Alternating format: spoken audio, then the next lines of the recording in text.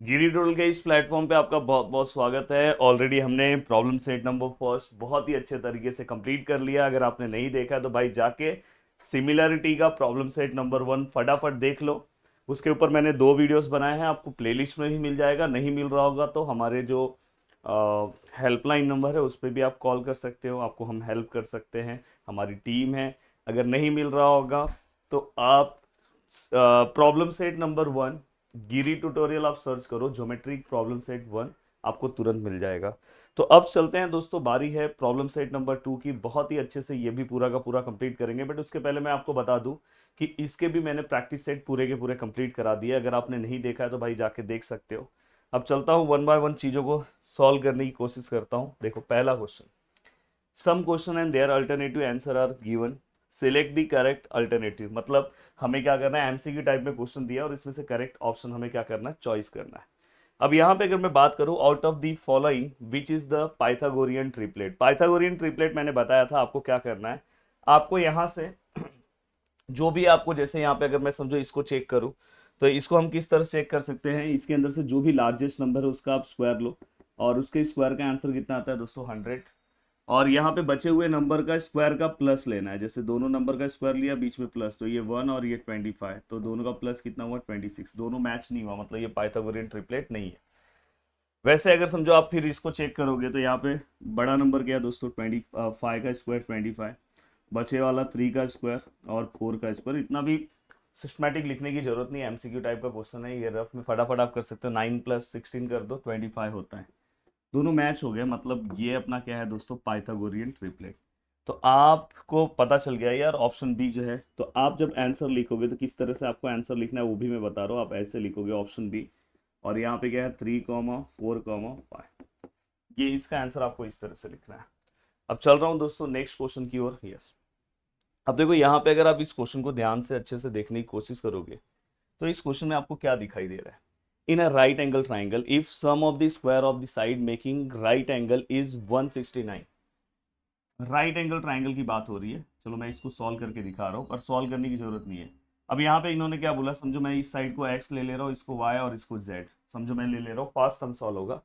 इन्होंने बोला है कि sum of the square of the side making right angle, मतलब ऐसा साइड जो राइट एंगल बना रहा है, तो उसका हम क्या लेंगे, स्क्वायर लेंगे दोनों साइड का। ये देखो, ये दोनों साइड का स्क्वायर और उसका सम।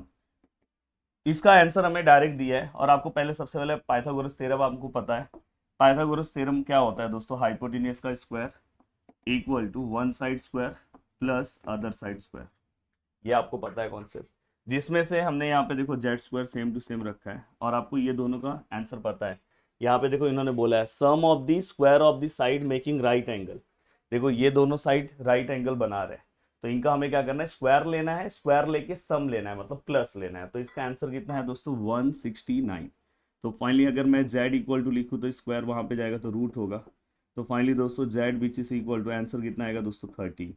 तो अगर हमारे ऑप्शन में कहीं पे भी अगर 13 है, किस तरह से आंसर लिखना है वो भी हमने आपको सिखा दिया है। तो इसका आंसर कितना आएगा दोस्तों, 30। ओके, चलते हैं next question. Out of the dates given below which dates constitute a Pythagorean triplet. भाई सेम टाइप का क्वेश्चन है। तो ये वाला क्वेश्चन मैं चाहता हूँ कि आपको सॉल्व करने आना चाहिए। मैंने बता दिया कि लार्जेस्ट नंबर लो, उसका स्क्वायर निकालो और रिमेनिंग नंबर का स्क्वायर का प्लस निकालो। अगर सेम आता है तो पाइथागोरियन ट्रिपलेट है। प्लीज हर बच्चा कमेंट करके बोलेगा सर इसका आंसर क्या है। अब चलता हूँ दोस्तों नेक्स्ट क्वेश्चन। यस, यहाँ पे देखो हमें कुछ दिया है दोस्तों। यहाँ पे देखो ए स्क्वायर प्लस बी स्क्वायर, और यहाँ पे तीसरे को इक्वल है। कभी भी दो साइड का स्क्वायर तीसरे को अगर इक्वल है तो हमेशा समझ जाना कि जो आपका डायग्राम है दोस्तों, जो आपका ट्राइंगल है वो है राइट एंगल ट्राइंगल।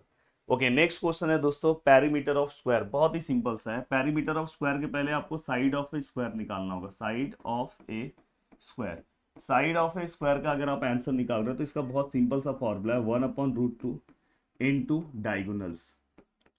क्या है दोस्तों, 1/√2 into diagonal of A square. ये बोर्ड एग्जाम में भी ये क्वेश्चन पूछा जाता है, इस बार भी पूछा गया था। डायगोनल, डायगोनल का वैल्यू कितना है दोस्तों, 10√2 है। तो ये कितना आएगा, 10√2, √2 कैंसिल हो गया। तो फाइनली आंसर कितना है दोस्तों, 10 सेंटीमीटर, जो भी होगा। हाँ, बट ये दोस्तों साइड है, हमें क्या चाहिए दोस्तों, पेरीमीटर। तो आपको पता है स्क्वायर के सभी साइड सेम होते हैं। तो इसको आप 4 से मल्टीप्लाई कर दो, आपका आंसर आ जाएगा। तो हमारा आंसर कितना आएगा दोस्तों 40। मैंने बोला कि ये जो है एमसीक्यू टाइप के क्वेश्चन है, इसमें सॉल्यूशन की कोई जरूरत नहीं है, सॉल्व करने की कोई जरूरत नहीं है। अब देखते हैं दोस्तों नेक्स्ट क्वेश्चन है, altitude of a hypotenuse of a right angle triangle. देखो ये एक राइट एंगल ट्राइंगल बना दे रहा हूं और इसका अल्टीट्यूड बोला है तो अल्टीट्यूड भी बना दिया। कुछ याद आ रहा होगा, अगर आपने मेरा प्रैक्टिस सेट वाला वीडियो अच्छे से देखा होगा तो आपको तुरंत समझ में आ गया होगा। मैंने बोला था अगर 190 यहाँ पे दिखता है तो एक ही थ्योरम याद रखने का, थ्योरम ऑफ ज्योमेट्रिक मीन। अब यहाँ पे देखो बोला है altitude of a hypotenuse of a right angle triangle is divide into two parts. मतलब इसका जो altitude on the hypotenuse of the right angle triangle divides into two part. ये अल्टीट्यूड हाइपोटेनियस को दो पार्ट्स में डिवाइड कर रहा है। एक पार्ट इसका कितना है दोस्तों 4 है, चलो ये छोटा वाला पार्ट 4 है और दूसरा वाला पार्ट 9 है। Find the length of the altitude, हमें क्या करना है, इस अल्टीट्यूड का लेंथ निकालना है।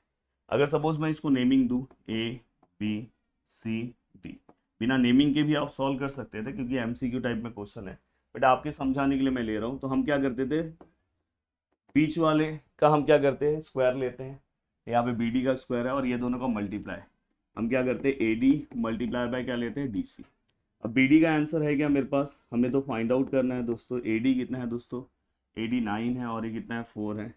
Then B D square which is equal to ये 36 आएगा। Then B D which is equal to under root of 36। Then B D which is equal to कितना आएगा दोस्तों 6 सेंटीमीटर। तो यहाँ पे आंसर कितना आएगा दोस्तों 6 सेंटीमीटर। यस, ऑप्शन में 6 सेंटीमीटर है। Yes, option number C is correct. अब चलता हूँ दोस्तों आगे, नेक्स्ट क्वेश्चन को सॉल्व करने की कोशिश करता हूँ। अब देखो दोस्तों ये नेक्स्ट क्वेश्चन है, height and base of right angle triangle. मतलब एक राइट एंगल ट्राइंगल है, इसका हमें हाइट और बेस पता है। हाइट कितना है दोस्तों 24 एंड बेस कितना है दोस्तों 18। और जस्ट हमें क्या करना है, इसका हाइपोटेनस निकालना है। आप आराम से निकाल सकते हो। क्या करना है दोस्तों, चलो मैं ए ले रहा हूँ, बी ले रहा हूँ, सी ले रहा हूँ। अब देखो मुझे ए सी निकालना है तो ए सी का स्क्वायर हाइपोटेनस का square equal to one side square plus other side square. ये तो हम पाइथागोरस थ्योरम इस लेसन का नाम ही है, तो भाई ये तो यूज ही करना है। अब यहाँ पे ए सी स्क्वायर है दोस्तों, ए बी का वैल्यू कितना है दोस्तों 24 का स्क्वायर, बी सी का वैल्यू कितना है दोस्तों 18 का square. Then A C square equal to 24 कितना 576, ये कितना आएगा दोस्तों 324। स्क्वायर आपको एटलीस्ट याद होना चाहिए, नहीं आता है उसी नंबर को उसी नंबर से मल्टीप्लाई करो हो जाएगा। देन दोस्तों यहाँ पे क्या आएगा ए सी स्क्वायर, दोनों का प्लस करोगे तो कितना होगा दोस्तों 900। Then A C which is equal to under root of 900। And दोस्तों यहाँ पे फाइनली अगर मैं ए सी का वैल्यू निकालूँ तो आंसर कितना आएगा दोस्तों 30। 9 का आपको पता है आंसर कितना आता है 3, और डबल जीरो को हम सिंगल जीरो में लिखते हैं जब स्क्वायर रूट के बाहर लिखते हैं, तो 30 centimetre. Then option number B is correct. अब दोस्तों चलते हैं नेक्स्ट क्वेश्चन की ओर और नेक्स्ट क्वेश्चन सॉल्व करने की पूरी कोशिश करते हैं। देखो यहाँ पे ए बी का हमें वैल्यू दिया है, ए सी का वैल्यू दिया है और बी सी का वैल्यू दिया है। Find the measure of angle A. अब देखो दोस्तों एक ट्राइंगल में बना रहा हूँ और ट्राइंगल में मुझे ये भी नहीं पता कि ट्राइंगल में रैंडमली मैंने ट्राइंगल ये बनाया है, पर जरूरी नहीं कि मुझे नहीं पता कि राइट एंगल ट्राइंगल ये क्या है। अब दोस्तों यहाँ पे क्योंकि यहाँ पे देखो 30 60 90 नीचे दिख रहा है, इसलिए मैं इस टाइप का ट्राइंगल बना रहा हूँ ये ऑप्शन देख के। अब दोस्तों यहाँ पे अगर आप ध्यान से देखोगे तो ट्राइंगल का नाम क्या है दोस्तों, हाँ इसमें से सबसे पहले जो अगर आप देखोगे find the major of angle A बोला है ना, हाँ तो यहाँ पे मैं क्या कर रहा हूँ ट्राइंगल का नेमिंग लिख रहा हूँ ए बी सी। अब यहाँ पे अगर आप देखोगे ए सी का जो वैल्यू जो सबसे ग्रेटर वैल्यू है वो हमेशा आप हाइपोटेनियस रखो 12 है। देन बी सी का वैल्यू कितना है दोस्तों 6 है और ए बी का वैल्यू कितना है दोस्तों 6 अंडर रूट ऑफ 3। अब दोस्तों हमें कौन सा एंगल निकालने बोला है, एंगल ए। मैंने आपको कुछ सिखाया था, मैंने क्या बोला था, कभी भी 30 वाला जो साइड होता है वो हाइपोटेनियस का क्या होता है हाफ होता है। 60 वाला साइड क्या होता है दोस्तों अंडर रूट 3/2 इंटू हाइपोटेनियस होता है, ये सिखाया था। एंड 45 वाला साइड क्या होता है दोस्तों 1/√2 इंटू हाइपोटेनियस होता है, ये सब मैंने आपको सिखाया है। तो यहाँ पे बस मुझे कौन सा देखना है, एंगल ए। एंगल ए वाला जो साइड है वो हाइपोटेनियस का कितना है, देखो ये 6 है तो ये हाइपोटेनियस का 12 का क्या है हाफ है ना, तो मतलब ये कौन सा कंडीशन सेटिस्फाई कर रहा है, condition number 1, and therefore the option number A is correct answer. Okay चलते हैं अब नेक्स्ट क्वेश्चन की ओर, नेक्स्ट क्वेश्चन सॉल्व करने की कोशिश करते हैं। थोड़ा सा क्वेश्चन प्रॉपर फॉर्म में हमें दिखाई दे, इसकी भी हम कोशिश करेंगे। हाँ, ओके ओके, दिख रहा है। हाँ, अब देखो दोस्तों यहाँ पे ध्यान से, solve the following example, find the height of a equilateral triangle and having the side 2a। अब देखो दोस्तों, अगर अब देखो ये क्वेश्चन सॉल्व करना है, ये डायरेक्ट आंसर नहीं दे सकते। अब देखो मैंने यहाँ पे एक इक्विलेटरल ट्रायंगल बनाया है ABC, और मैं इसका क्या कर रहा हूँ पता है, हाइट ले रहा हूँ, ये हाइट है d, ये मैंने इक्विलेटरल ट्रायंगल का हाइट ले लिया। अब देखो दोस्तों यहाँ पे आप चाहो तो इसको सॉल्व करो, या तो हाइट का डायरेक्ट भी फॉर्मूला होता है वो भी आप ले सकते हो। तो यहाँ पे अगर मैं इसके हाइट का अगर मैं डायरेक्ट फॉर्मूला लूँ, क्योंकि ये 1 मार्क्स का क्वेश्चन है तो आप डायरेक्ट भी यूज कर सकते हो, तो हमें यहाँ पे इसका साइड कितना दिया है दोस्तों, 2a दिया है, तो ये भी आप यहाँ पे लिख लो डायग्राम में। अब देखो दोस्तों मैं यहाँ पे मुझे क्या निकालना है दोस्तों, height of an equilateral triangle, height of an equilateral triangle which is equal to 60 के अपोजिट वाला साइड क्या होता है दोस्तों, √3/2 इनटू हाइपोटेन्यूज होता है। यहाँ पे अगर मैं इस ट्राइंगल की बात करूँ तो हाइपोटेन्यूज क्या है, अपना साइड है, तो इनटू साइड, ये डायरेक्ट फॉर्मूला है, ये डायरेक्ट फॉर्मूला आप यूज किया करो। हाइट ऑफ इक्विलेटरल ट्राइंगल का ये डायरेक्ट फॉर्मूला आप यूज किया करो, √3/2 इनटू साइड। तो दोस्तों √3/2 साइड कितना है दोस्तों, 2a है, 2 कैंसिल हो गया दोस्तों, √3a। अब दोस्तों यहाँ पे सब में सेंटीमीटर है नहीं है, तो हम यहाँ पे क्या लिखेंगे दोस्तों, यूनिट्स, क्योंकि हाइट की बात है। और लास्ट में आपको फाइनल आंसर भी लिखना है। यहाँ पे हमेशा याद रखना, ये हैबिट्स अभी से ही डाल देना। वैसे तो मैं बहुत सारे वीडियोस लास्ट में बनाऊंगा कि किस तरह से बोर्ड में आपको आंसर्स लिखना है, किस तरह से सभी चीज़ों को लिखना है। तो यहाँ पे आप क्या लिखोगे, height of an equilateral triangle is √3a units, ऐसे आपको लिखना है। अब दोस्तों यहाँ पे चलते हैं नेक्स्ट क्वेश्चन की ओर। अब देखो इस क्वेश्चन को अगर आप ध्यान से देखोगे तो यहाँ पे इन्होंने बोला है कि 7, 24, 25 form a right angle triangle, give reason. क्या ये राइट एंगल ट्राइंगल फॉर्म कर रहा है, आपको उसका रीजन भी लिखना है। पहले चेक करना है कि कर रहा है कि नहीं कर रहा है।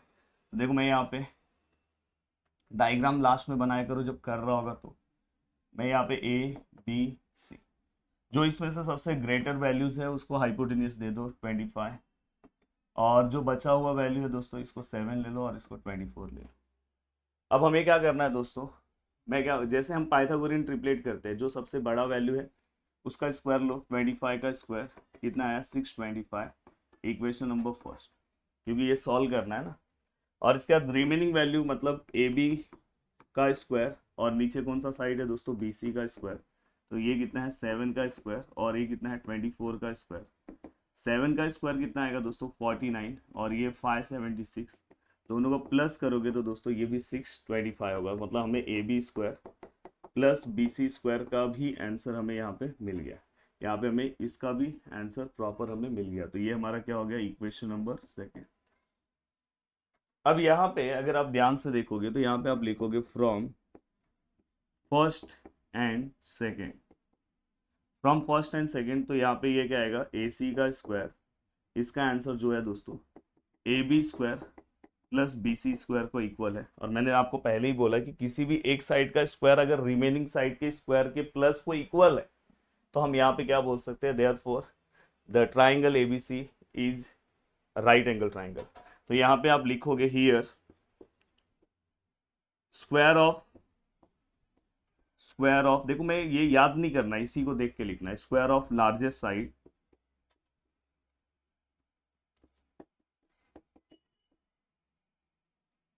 अब यहाँ पे जो चीजें मैं लिख रहा हूँ, बहुत सारे लोगों को लग रहा होगा सर आप ये सब लिख रहे हो। देखो ऑलरेडी अगर आप मेरे बारे में पता करोगे तो मैं जब 10th क्लास में था तो मैंने तो अपने 6 के 6 सब्जेक्ट में टॉप किया था। उस टाइम पे मैंने 94% स्कोर किया था। उस टाइम पे आप अगर अपने पेरेंट्स को पूछोगे तो 90% आता नहीं था। उस टाइम पे मैंने 94% स्कोर किया था, और साथ में मैथ्स के अंदर 149 मार्क्स स्कोर किया था। हमारा मैथ्स 150 मार्क्स का होता था। तो मुझे बहुत सारी चीज़ें पता है, वही चीज़ें मैं आपको बता रहा हूँ। तो मैं इसलिए ये चीज़ें बोल रहा हूँ कि आप अगर मुझसे नए जुड़े हो तो शायद हो सकता है कि आपको मेरे ऊपर भरोसा ना हो। तो आप अगर मुझे फर्स्ट टाइम देख रहे होंगे तो जो चीज़ें बता रहा हूँ प्लीज़ भरोसा करके आंख बंद करके चीज़ों को सॉल्व करो। मैंने बार बार बोला है कि गिरी ट्यूटोरियल एक ऑफलाइन क्लास है, ऐसा कोई भी यूट्यूब चैनल नहीं है, तो इसलिए जो चीज़ें यहाँ पे बताई जाती होगी बहुत सोच समझ के बताई जाती होगी, जस्ट आपको फॉलो करना है। अब दोस्तों यहाँ पे square of the largest side is equal to sum of the, sum मतलब plus, sum of the square of the remaining side. क्या लिखोगे? Sum of the square of the remaining sides. तो दोस्तों यहाँ पे है एंड देयरफॉर, यहाँ पे आप डायरेक्ट क्या लिखोगे? Therefore triangle A B C is a right angle triangle. अगर आपने इतना लिखा तो आपको मार्क्स मिलेंगे, बट आपका फिर भी हाफ मार्क्स उड़ सकता है। ये मोस्टली ये क्वेश्चन 2 मार्क्स में आने के चांसेस है। यहाँ पे आपको गिव रीजन देना है। जब भी आप कोई भी चीजों को प्रूव करते हो तो यहाँ पे क्या आएगा दोस्तों? उसका उल्टा। जैसे आप पाइथागोरस थ्योरम का उल्टा क्या लोगे? Bye converse of Pythagoras theorem. याद रखना, जब भी आप प्रूव करते हो, जैसे लाइन को प्रूव करोगे तो वहां पे बाय कन्वर्स ऑफ बीपीडी आता है।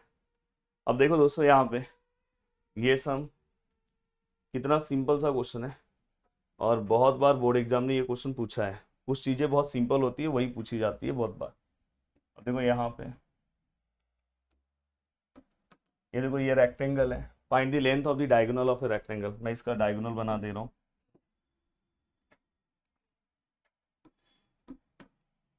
अब अगर मैं इसका डायगोनल बना दे रहा हूँ, अब देखो find the length of A diagonal of a rectangle. इसको मैं नेमिंग दे दे रहा हूँ ए बी सी डी। उस साइड इज 11 एंड 60। 11 में इसको ले रहा हूँ और 60 इसको ले रहा हूँ। 11 सेंटीमीटर एंड 60 सेंटीमीटर, और हमें डायगोनल्स निकालना है। तो देखो इस टाइप के क्वेश्चन को बहुत सारे लोग डायरेक्ट पाइथागोरस अप्लाई करते हैं, आपका मार्क्स कट हो सकता है। आपको सबसे पहले ये लिखना होगा, quadrilateral A B C D is a rectangle. Answer लिखना भी सबसे ज़्यादा इंपॉर्टेंट है, अगर आपका टारगेट है कि आपको आउट ऑफ मार्क्स स्कोर करना है। देन इसके बाद आप यहाँ पे लिख सकते हो therefore the angle A, angle B, angle C, angle D which is equal to 90 degree. और इसका रीजन यहाँ पे लिख सकते हो फ्रॉम 1, या तो लिख सकते हो each angle of a rectangle is a right angle, ऐसा भी आप लिख सकते हो। अब दोस्तों ये होने के बाद अब आप ट्राइंगल के अंदर आओ। इन ट्राइंगल, हमें एक्चुअल में ये चाहिए, तो बस ट्राइंगल के अंदर आओ। इन ट्राइंगल ए बी सी, यहाँ पे आप क्या लिखोगे दोस्तों?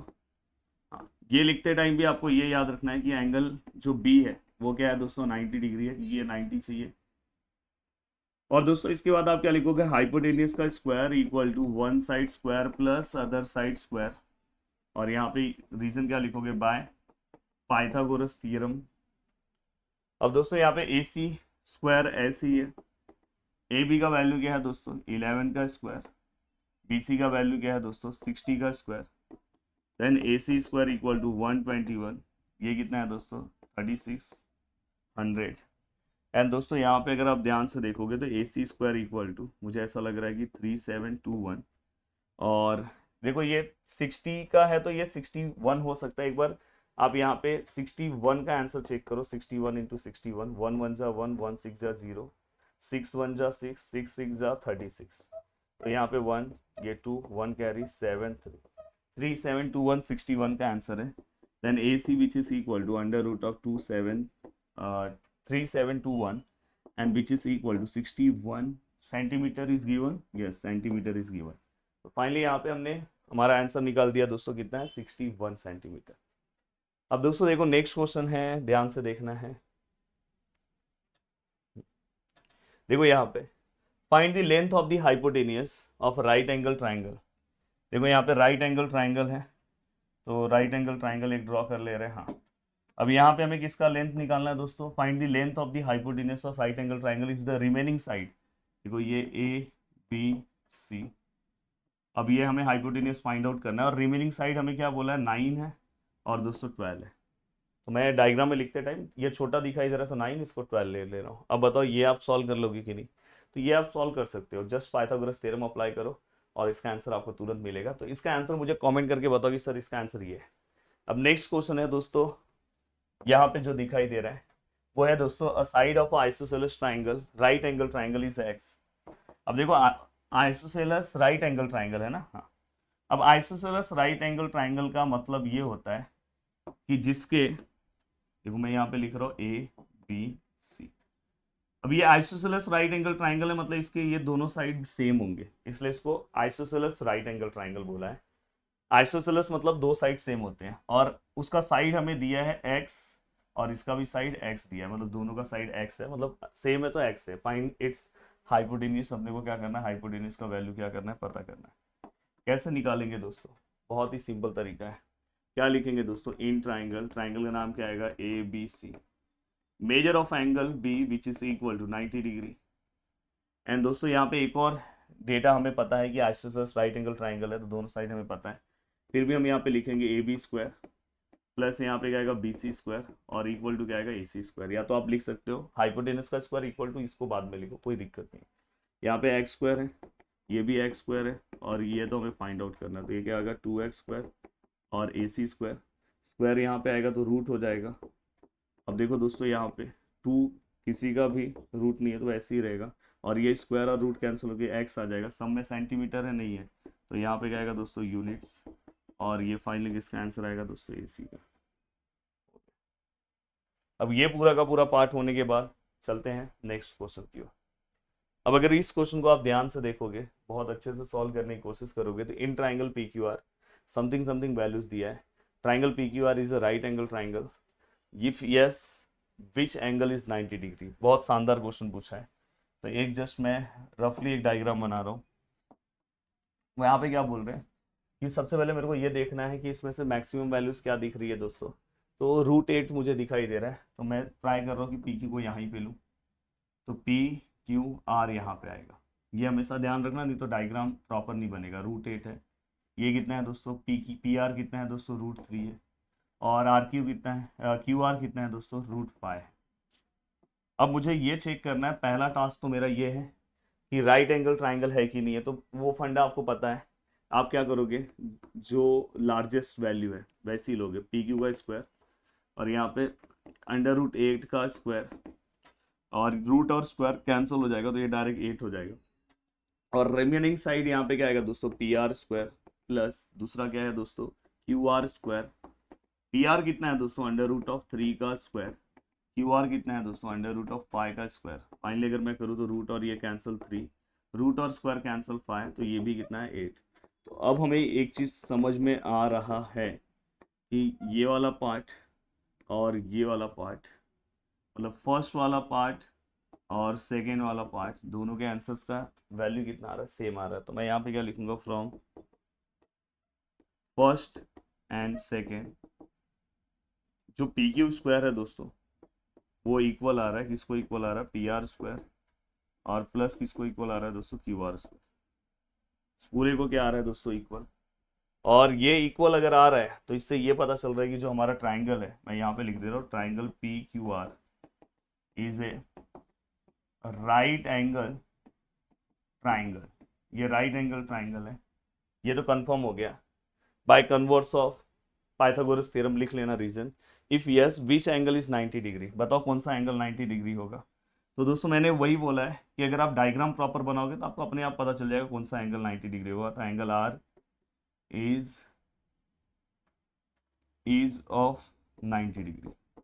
तो ये भी इन्होंने जो आंसर पूछा है, measure of angle R is of 90 degree, तो ये भी आपने यहाँ पे लिख दिया। अब चलते हैं दोस्तों नेक्स्ट क्वेश्चन की ओर और ट्राई करते हैं नेक्स्ट क्वेश्चन सॉल्व करने के लिए। अब देखो यहाँ पे थर्ड क्वेश्चन है। अब ये थर्ड क्वेश्चन हमें सॉल्व करना है। अभी तक हमने फर्स्ट क्वेश्चन सॉल्व किया और सेकंड के अंदर, उसके अंदर दोनों के अंदर सब क्वेश्चंस थे। अब हमारा मेन क्वेश्चन आ गया दोस्तों। अब मेन क्वेश्चन थोड़ा सा आराम से और अच्छे से आपको सॉल्व करना है। अब यहाँ पे अगर आप ध्यान से अच्छे से देखने की कोशिश करोगे तो in triangle R S T एक एंगल 90 है, तो मैं राइट एंगल ट्राइंगल बना दे रहा हूँ। ये देखो यहाँ पे ट्राइंगल का नाम क्या है, यहाँ पे ये एस आएगा, तो यहाँ पे क्या है आर एस टी, ये 90 है। टी वाला एंगल 30 है और ये एंगल 60 है। ये एंगल दिया नहीं है तो अब निकालेंगे इसको सॉल्व करके 60 आएगा। और हमें आर टी का वैल्यू दिया है दोस्तों 12, और हमें आर एस का वैल्यू निकालना है और एच टी का वैल्यू निकालना है। बहुत शानदार क्वेश्चन है और इस तरह के क्वेश्चन बोर्ड एग्जाम में पूछा जाता है। अगर आप ध्यान से देखोगे एक्सरसाइज में एक क्वेश्चन ऐसा है, फर्स्ट वाले प्रैक्टिस सेट में एक क्वेश्चन ऐसा है, बट थोड़ा सा वो अलग है। इस टाइप के क्वेश्चन इसलिए पूछे जाते हैं तो आपको पता होना चाहिए। देखो सबसे पहले अब ये 2 मार्क्स का क्वेश्चन है तो इसको सॉल्व कैसे करेंगे, तो ट्राइंगल का नाम लिखेंगे R S T, major of angle S 90 degree दिया है, measure of angle T 90 degree 30 degree दिया है। तो ये दोनों पार्ट क्या है दोस्तों, गिवन है। अब अगर ये दोनों गिवन है तो बचा हुआ पार्ट कौन सा हो गया, एस और टी हो गया, एस और टी हो गया। तो दोस्तों आर बचा, और मैंने बोला है कि आपको बचा हुआ एंगल अगर ये दोनों का प्लस कितना हुआ 120, 180 में से 120 माइनस कर दो तो ये डायरेक्ट 60 आ जाएगा। तो यहाँ पे आप क्या लिखोगे पता है, remaining angle of A triangle. आप ऐसे लिखना तो आपको पूरा, या तो आप ये लिख सकते हो sum of the measure of all angles of a triangle is 180 and therefore the triangle RST is a 30, 60, 90 type of triangle. Therefore, this triangle is 30, 60, 90 type of triangle. Yes. अब दोस्तों हमें क्या करना है, हमें यहाँ पे RS का वैल्यू निकालना है। अब मैं निकाल सकता हूँ RS का, अगर मुझे वैल्यू निकालना है तो RS का वैल्यू क्या आएगा। देखो RS जो है कौन किसके अपोजिट साइड है, 30 के अपोजिट है। तो मैंने क्या बोला है, 30 के अपोजिट अगर कोई भी साइड होता है तो वो क्या होता है, हाफ होता है। किसका हाफ होता है, हाइपोटेनस का। हाइपोटेनस यहाँ पे क्या है दोस्तों, आर टी। अब यहाँ पे अगर हम देखेंगे तो हाफ यहाँ पे लिख दिया करो, साइड अपोजिट टू 30 डिग्री। तो यहाँ पे हाफ आर टी का वैल्यू कितना है दोस्तों, हमें निकालना है। आर टी का वैल्यू 12 है। तो फाइनली दोस्तों यहाँ पे 6 सेंटीमीटर आएगा क्योंकि सब में सेंटीमीटर है। तो यहाँ पे हमारा आर एस का आंसर कितना आ गया दोस्तों, 6 सेंटीमीटर। अब यहाँ पे ये पूरा का पूरा पार्ट होने के बाद अब मैं आगे की ओर जा रहा हूँ और मुझे अब नेक्स्ट वैल्यू निकालना है दोस्तों, ये वाला वैल्यू। अब ये वैल्यू अगर आपको निकालना है तो हमें एच टी निकालना है। मैं एच टी लिखूंगा √3/2 इंटू हाइपोटेनस क्या है दोस्तों, आर टी। यहाँ पे क्या आएगा दोस्तों, side opposite to 60 degree. √3/2 into R T, the value of R T is 12। तो फाइनली अगर मैं इसको डिवाइड कर दूँ 6√3 और यहाँ पे क्या आएगा दोस्तों, सेंटीमीटर है, सॉरी सेंटीमीटर। तो दोस्तों एच टी का भी आंसर आ गया। तो देखो कोई तकलीफ नहीं हुआ, दोनों का आंसर यहाँ पे आ चुका है। अब चलते हैं दोस्तों आगे की ओर और नेक्स्ट क्वेश्चन सॉल्व करने की कोशिश करते हैं। मैं चाहता हूँ ये क्वेश्चन तो आप खुद से सॉल्व कर सकते हो बट मैं सॉल्व करके दूंगा। यहाँ पे देखो सबसे पहली बात, यहाँ पे रेक्टेंगल की बात की गई है। इस टाइप का मैंने क्वेश्चन पीछे सॉल्व किया है। डायगोनल की बात की गई है, भाई डायगोनल बना दो। और यहाँ पे मैं इसको नेमिंग भी दे दे रहा हूँ, A, B, C and D। The diagonal of a rectangle, find diagonal मतलब अपने को डायगोनल फाइंड आउट करना है। और उस लेंथ इज 16, लेंथ कितना दिया है दोस्तों, 16 centimetre. And area is, find the diagonal of a rectangle whose length is 16 and area, मतलब रेक्टेंगल का हमें डायरेक्ट एरिया पता चल गया है दोस्तों। तो हमेशा याद रखना कि सबसे पहले आपको ये वाला पार्ट जैसे ही आप ब्रेथ निकालोगे तो ही आप निकाल सकते हो। तो देखो मैं कैसे सम सॉल्व कर रहा हूँ। सबसे पहले मैं लिख रहा हूँ quadrilateral ABCD is a rectangle. ये क्या है दोस्तों, गिवन है। ये हो गया फर्स्ट पार्ट। अब गिवन होने के बाद दोस्तों अब मेरा नेक्स्ट टारगेट क्या होगा, नेक्स्ट टारगेट ये होगा कि एंगल A, एंगल B हमने पीछे किया, angle C and angle D all are 90 degree, मतलब measure of each angle is 90 degree. इसका रीजन आप फर्स्ट लिख सकते हो, यहाँ से ऐसा लिख सकते हो फ्रॉम फर्स्ट, या तो आप लिख सकते हो major of each angle of rectangle is a right angle, ऐसा भी आप लिख सकते हो। अब दोस्तों ये होने के बाद यहाँ पे सबसे पहले इन्होंने एरिया दिया है ना, तो एरिया वाला पहले फॉर्मूला अप्लाई होगा फिर आप सम को सॉल्व करोगे। तो यहाँ पे मैं देखो एरिया वाला ले रहा हूँ, area of a rectangle which is equal to length into breadth. अगर आपको याद होगा एरिया ऑफ रेक्टेंगल का फॉर्मूला था लेंथ इंटू ब्रेथ, अगर आपको याद होगा। तो एरिया कितना है दोस्तों, 192 है, लेंथ हमें पता है 16 है, एंड दोस्तों हमें ब्रेथ निकालना है। तो यहाँ पे अगर 192 रखूँ और यहाँ पे 16 रखूँ और ये ब्रेथ है 160, 16 1 जा 16, 32। चलो मैं डिवाइड कर दे रहा हूँ, मुझे तो आंसर 12 शायद पता चल गया है, पर फिर भी आपको नहीं समझेगा। तो 16 1 जा 16, यहाँ पे 16 2 जा 32।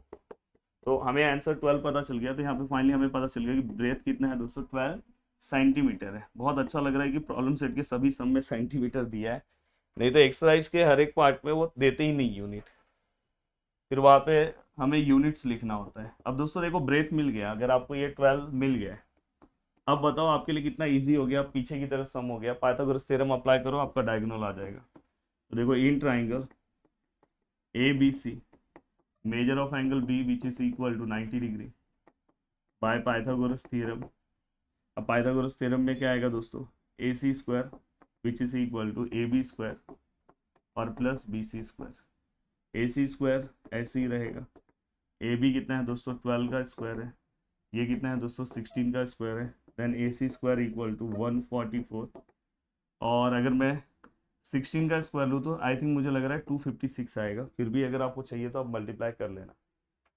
देन यहाँ पे दोस्तों ए सी स्क्वायर, मुझे ऐसा लग रहा है कि दोनों को प्लस करेंगे तो 400 आएगा। एंड दोस्तों इसके बाद A C which is equal to under root of 400, then A C which is equal to 400 का अंडर रूट कितना आएगा दोस्तों, 4 का 2 आता है और डबल जीरो को सिंगल जीरो सेंटीमीटर। और लास्ट में आपको आंसर लिखना है दोस्तों, the diagonals of a rectangle is 20 centimetre. तो हमने फाइनली आंसर निकाल दिया। तो दोस्तों आज का पार्ट हम इतना ही रखेंगे। अब मुझे लग रहा है कि इसके अंदर जैसे हमने प्रॉब्लम सेट नंबर 1 में टोटल 2 वीडियोस बनाए हैं, हो सकता है क्योंकि इसके सम आगे के थोड़े बड़े बड़े हैं, तो हो सकता है कि इसमें 3 वीडियोस हो सकते हैं या तो 2 भी हो सकता है। तो इसके आगे का जो भी पार्ट है उसके ऊपर आपको आगे कल वीडियोस आएंगे। तो हो सकता है कि आगे क्योंकि सम बड़े हैं तो हो सकता है इसके ऊपर 2 वीडियोस और आए, मतलब टोटल इस लेसन पे 3 वीडियोस, मतलब प्रॉब्लम सेट पे 3 वीडियोस रहे। 3 वीडियोस में ये पूरा का पूरा प्रॉब्लम सेट कंप्लीट हो जाएगा। और अगर आप प्रॉब्लम सेट करके जाते हो तो फिर समझ जाना कि आप बहुत अच्छा, मैंने थियरम्स भी करवा दिया, प्रैक्टिस सेट भी करवा दिया, प्रॉब्लम सेट भी करवा दिया, अब क्या चाहिए आपको। जय हिंद दोस्तों।